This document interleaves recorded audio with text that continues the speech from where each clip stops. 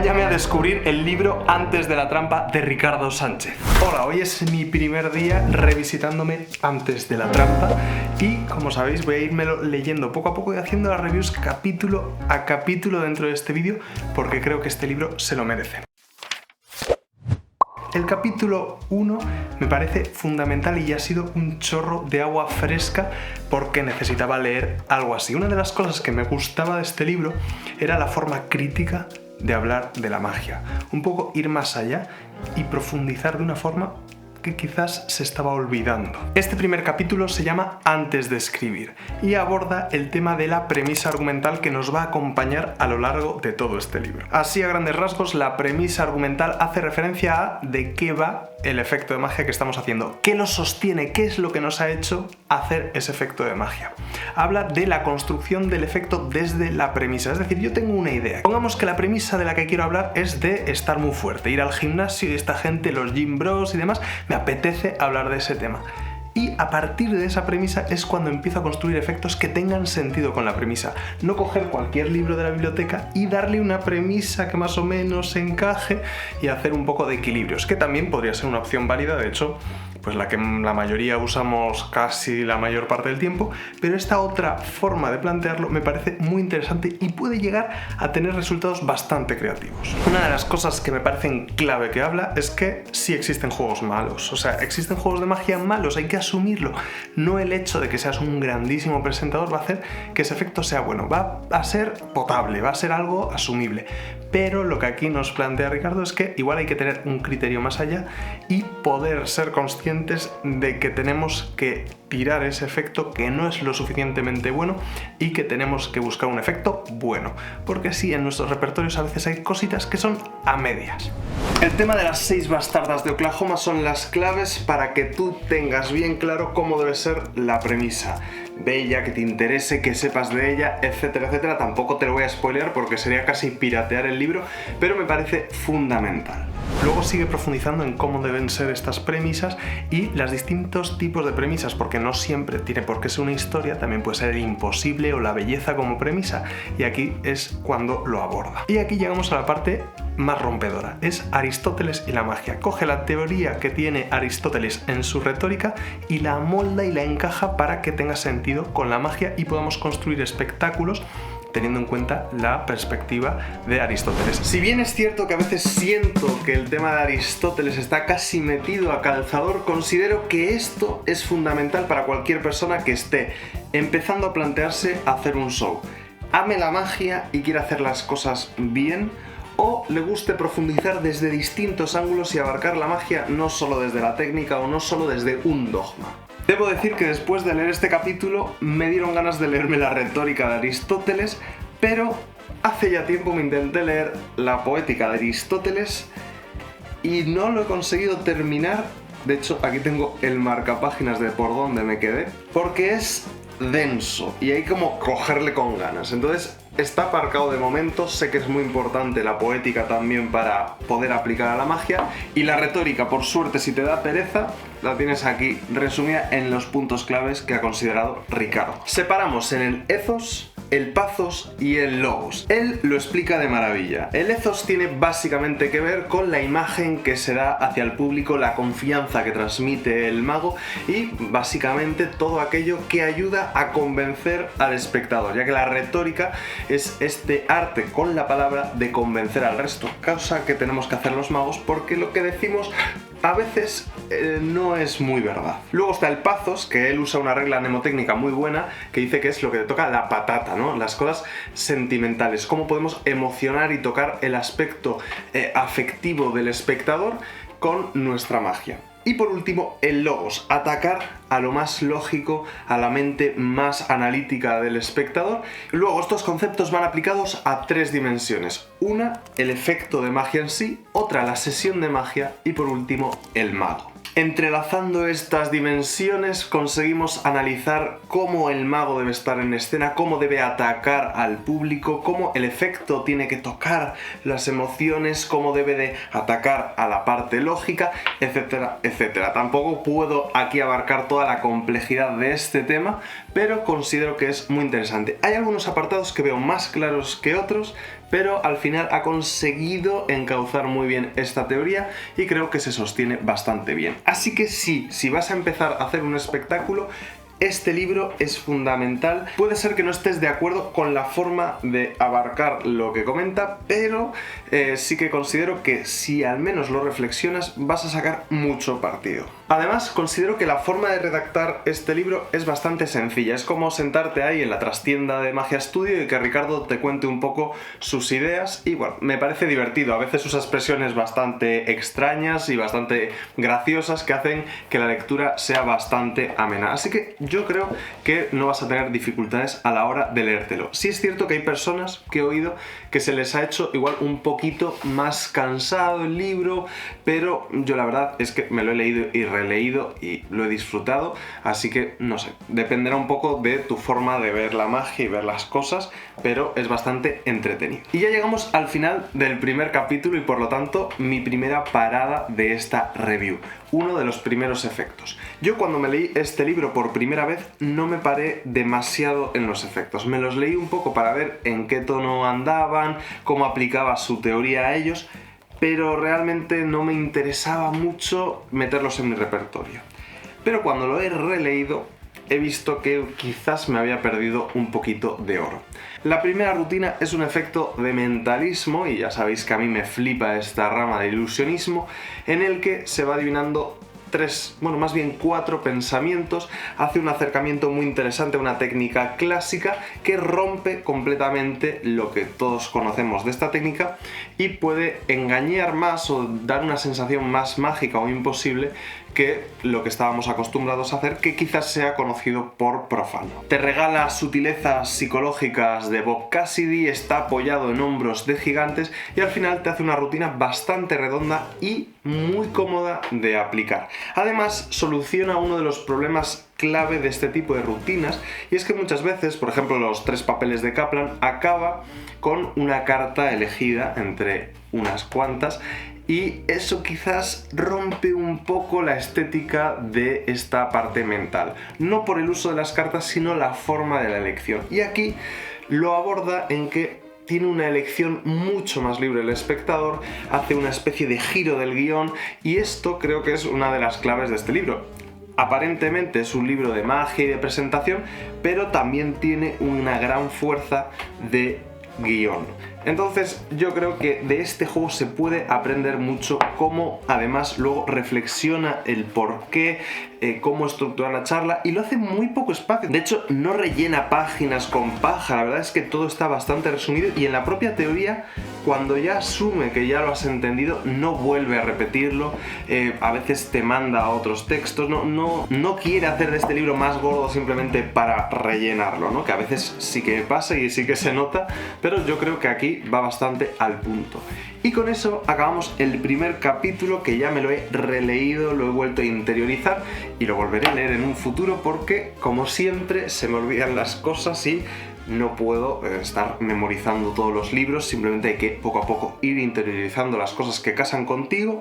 Y ahora me voy a empezar a leer de nuevo el capítulo 2. Así que yo voy a grabar justo después de haberme leído este capítulo, pero para vosotros está aquí. Estoy por mitad del capítulo 2 y ya tengo ideas rondándome en la cabeza que quisiera comentar. El capítulo se llama En el que empezamos a trabajar, en el que nos ponemos ya manos a la obra una vez que tenemos la idea, a ponerla en práctica para luego sacarla a un escenario. Se plantea aquí si debemos escribir o no el guión. Yo personalmente suelo usar algo muy parecido a lo que él comenta, posiblemente influenciado por la primera vez que me lo leí, que yo simplemente actúo a solas en mi habitación y ahí improviso el guión, y luego ya me lo escribo y lo voy puliendo y voy recortando y recortando y recortando, y luego a la hora de la verdad ese guión simplemente es una base en la que yo me establezco para luego pues hacer pequeños cambios e improvisaciones propias del directo, ¿no? Y de interactuar con las personas. Entonces me parece muy interesante la forma que tiene de plantear la escritura del guión para que sea algo natural, porque el tipo de magia que él hace es una magia más espontánea, en el que el mago es la persona y no es una persona, un personaje extravagante ni nada. Creo que esto se adapta a un estilo muy particular de hacer magia, magia. Entiendo que espectáculos como el de Enric Magú, no se ciñen a este tipo de magia, ¿no? Porque es un Frankenstein con una personalidad completamente distinta, y aquí se basa en un mago que es persona, ¿no? Que es la persona con la que estás interactuando. Después de plantear esto, habla de su estructura favorita, que es muy similar a la tradicional presentación, nudo y desenlace, y nos va desarrollando cómo él valora la introducción del efecto, cómo da importancia a la claridad, a tenerlo todo bien claro y que el espectador no tenga la menor de las dudas antes de llegar al momento de las vicisitudes. Cuando ya tienes que plantear hacer la magia, ya toda la introducción debe estar hecha y bien clara para el espectador. Es decir, él no va desarrollando una historia a lo largo del efecto liando un poco la cabeza, sino que primero plantea su premisa y luego ya va al efecto, algo sencillo que puede entrar en lo más puro de la magia, que me recuerda un poco al Moment of Astonishment de Paul Harris, que lo importante es la premisa del imposible, y me parece que en esta parte de las vicisitudes va un poco a eso, a que quede bien claro la situación. A lo largo de este capítulo va detallando cómo él considera que debe de realizarse esta parte, y llega al final, al momento mágico, que esto me ayudó bastante porque sí que pasa mucho que cuando estás centrado en hacer un acto que tenga cierta comedia, o quizás estés improvisando y se te vaya un poco el ritmo del espectáculo, pierde el efecto final. Entonces es muy interesante primero tener un guión y luego darle el tiempo y el espacio al final del efecto, cuando ya va a llegar el momento mágico. Y para terminar, muy brevemente, habla del epílogo, de cómo terminar ya el efecto cuando el pescado ya está vendido, y yo creo que esta parte pues es muy sencilla de entender. Ya has hecho todo el camino hasta este momento en el que el espectador simplemente tiene que vivir la magia. Leyendo este capítulo reflexiono que quizás hay personas que lean esto y no encaje absolutamente nada con ellos. Lo que dice, tenemos que entender el estilo de magia de Ricardo, magia de cerca, magia de salón quizás, pero no estamos hablando de un tipo de magia quizás más teatralizada, más de grandes ilusiones, y hay cosas que se ve que podrían no encajar con tu forma de hacer magia. Aún así, considero que ver esto puede ayudarte a generar una mayor calidad en tu magia, sea del tipo que sea. Lo hagas caso o no lo hagas caso, lo importante es reflexionarlo. El juego que viene ahora es relativamente sencillo, básicamente es la transposición o el viaje de una carta firmada por el espectador entre dos paquetes. Pero la clave de este efecto, que por cierto lo podéis ver en el canal de Paco Rodas y en el de propio Magia Studio también, es que la premisa se plantea en la introducción. Y como bien nos dijo en el libro, luego las vicisitudes están bastante limpias, bastante claras. Entonces es aquí donde se ve que se aplica la teoría y no simplemente palabras por decir. Es cierto que quizás este juego no le vaya a dar muchas más vueltas, creo que es interesante a nivel metodológico, la reflexión que tiene al respecto también me gusta bastante, y no deja de ser uno de estos pequeños jueguitos para poder meter en tu espectáculo, quizás con otra presentación, o igual te da ideas, con algunos manejos que me parecen interesantes, sobre todo la reflexión que tiene sobre la cara de la carta y que se pueda estar viendo durante todo el rato. No puedo hablar mucho más de ello, pero simplemente es el hecho de que si dejas una carta boca abajo se pierde la imagen de esa carta, pero cuando la dejas boca arriba, evidentemente ahí sigue estando la carta. Así que aquí soluciona esto dejando la carta elegida todo el rato boca arriba. No os voy a spoilear más y vamos a seguir con el libro, porque aquí viene una parte que a mí me encanta: los 7 pecados capitales del guión. Desde el primer momento que me leí este libro, este apartado me ha volado la cabeza. Me encanta, los 7 pecados capitales del guión. Yo considero que 7 son pocos, creo que se cometen muchos más pecados, pero aquí resume un montón de cosas manidas, frases hechas que decimos sin pensar, incluso formas de construir las frases que hacen que quizás pierda un poco de fuerza el guión y al final estén todos siendo planos, iguales y no tengan gracia. Frases de stock, la forma de usar el condicional, bueno, tenemos un montón de todo que yo no voy a hablar más por no spoilear, pero me parece que es muy importante leerlo e intentar aplicarlo. Puede que estés a favor, en contra, me da igual. Creo que tienes que leerlo y luego es que no vas a poder dejar de verlo. Esto es la gracia del asunto, que yo recuerdo cuando lo leí empezar a ver actuaciones de magia y decir, vale, aquí está diciendo las cartitas, o aquí te voy a pedir que no sé qué, y un montón de cosas que, pues, que una vez que lo leas, no, te juro, no vas a poder dejar de notarlo. Como te dije, me gusta esta visión crítica que tiene, pero aquí se lava las manos porque este capítulo de los 7 pecados no lo ha escrito Ricardo, o eso dice, porque está escrito como si fuese Charlton Heston. Tú fuiste el mago, Mesala. Y es por eso por lo que tiene aquí un dibujo de él riéndose mucho, porque habla de estos pecados desde su perspectiva como actor. Así que me parece bastante divertido porque esto luego lo vuelve a hacer más adelante con la obra de Hitchcock. Bueno, no sé si va a hacer mejor o peor tu magia, pero al menos creo que vas a tener un poco más de criterio. Después de la charla con Charlton Heston, después de los pecados continúa con más consejos para hacer que tu magia sea aún mejor. Desde hacer que todo brille, puliendo la práctica hasta el más último de los detalles, haciendo prácticas sin los objetos. Esto es una idea muy interesante, ¿no? De poder reflexionar el efecto de magia sin tener los elementos en las manos. De hecho, dice una cosa muy interesante, y es que muchas veces se dice que hay que tener practicada la técnica tanto que puedas hacer la magia solamente centrándote en la presentación.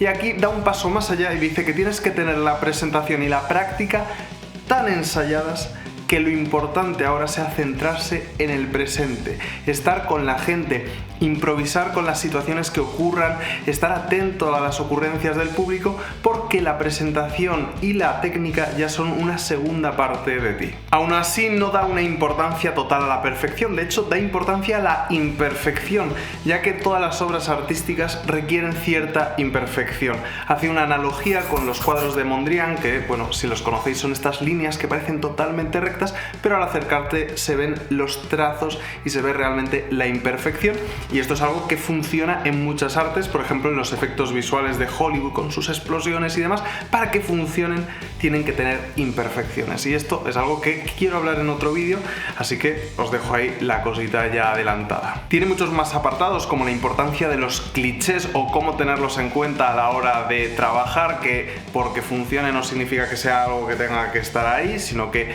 bueno, que hay que ser consciente que ciertas cosas que hacemos son clichés y funcionan porque son clichés. Y entre estos apartados que tiene por aquí hay uno que me encanta, que son los guiones prohibidos. Es una pequeña selección de guiones que quizás ya están muy manidos. Ya la baraja que te regaló tu abuelo, quizás que hayas jugado una partida con un taur en el Mississippi o donde sea, no es muy creíble a tus 14 años. Entonces, aquí tiene una especie de visión crítica de algunos guiones, que yo creo que hay muchos más que se van viendo por ahí, ¿no?, constantemente, pero digamos que aquí te empieza ya a dar la miguilla de que tengas la cabeza de que quizás tengas que dar algo más de ti, algo nuevo. En fin, tampoco voy a contar los apartados tan al detalle, porque si no os estoy contando el libro entero y ya suficientemente larga es la review. Así que vamos a pasar al siguiente juego o metáfora, que es como así denomina a los juegos en este libro, y este se llama Los Adivinos. Este juego es un poco curioso porque es una adivinación de una palabra que tienes predicha, y las adivinaciones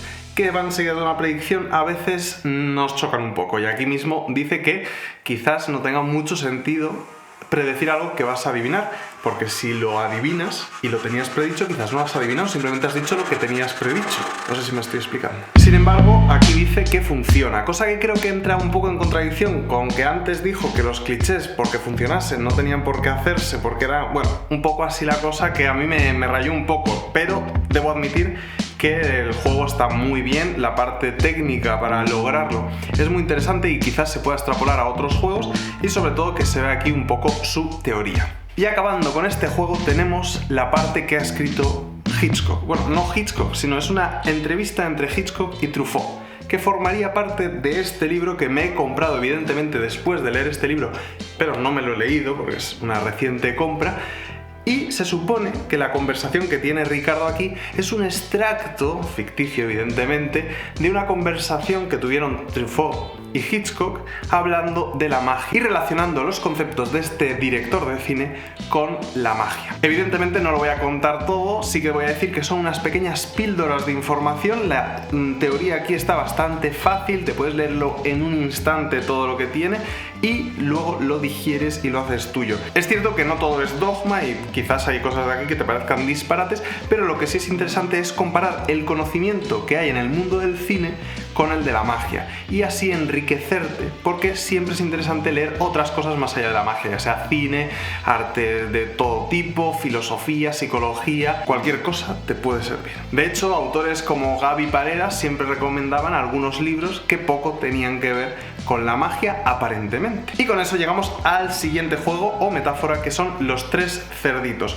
Una rutina de cartas en la que van viajando, que me parece que está muy bien estructurada, pero sí o sí tienes que leerla con la baraja en la mano haciendo lo que dice, porque es de estas que son con tantos pasos y demás que leerlas simplemente así pues puede hacerse un poco lío, pero al final se acaba pillando.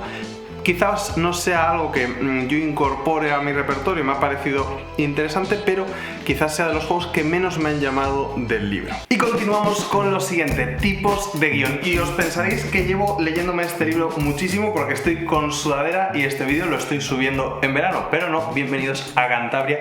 Ahora mismo aquí pues parece que es invierno, pero eso me ha permitido poderme sentar tranquilamente a leer los tipos de guión, porque como dije anteriormente, este libro pues no deja de ser un libro de guión, de cómo planificar tu obra y hacer lo que ocurre antes de la trampa. Evidentemente, escribir un guión. Y aquí te hace una recopilación de tipos de guión que funcionarían en una obra mágica. Además de eso, te cuenta la importancia del equilibrio entre el proceso que tiene que hacer un efecto y el efecto que luego tiene, ¿no? El efecto mágico que luego al final va a surgir, ¿no? Esto es un detalle bastante interesante que no forma parte de los tipos de guiones, pero que creo que es muy importante porque a veces se nos olvida y para un juego un poquito flojo le metemos un rollo enorme que al final hace que caiga en picado y bueno, que no tiene ningún tipo de sentido. Y con ello llegamos a la metáfora 5, la cajita, una historia que me encanta la forma en la que lo plantea, me parece como muy cotidiano lo que cuenta, como una anécdota, y te ofrece ahí un objeto que en sí ya es mágico, una cajita que contiene una carta que el mago no conoce, no ha visto nunca, y eso podría chocar, como él mismo nos dice, con los guiones que ha dicho que son prohibidos, ¿no? Esos guiones en los que dice que nunca antes había abierto esta caja hasta el día de hoy, pero en este caso se sigue cumpliendo, porque cuando acaba el número, el mago sigue sin conocer la carta.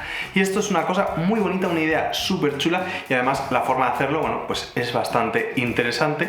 Así que nada, aquí te enseña todos esos detalles y además un juego que me parece muy bonito. Y con ello llegamos al capítulo 4, las misceláneas. Y si habéis visto mis reviews anteriormente, sabéis que me encantan los capítulos en los que parece que el autor simplemente ha puesto ahí todas las cosas que le sobraban, que no tiene una clasificación, porque siempre tiene joyitas escondidas, es una mezcla y es muy refrescante leer este tipo de apartados de miscelánea, de extras, de ideas sueltas.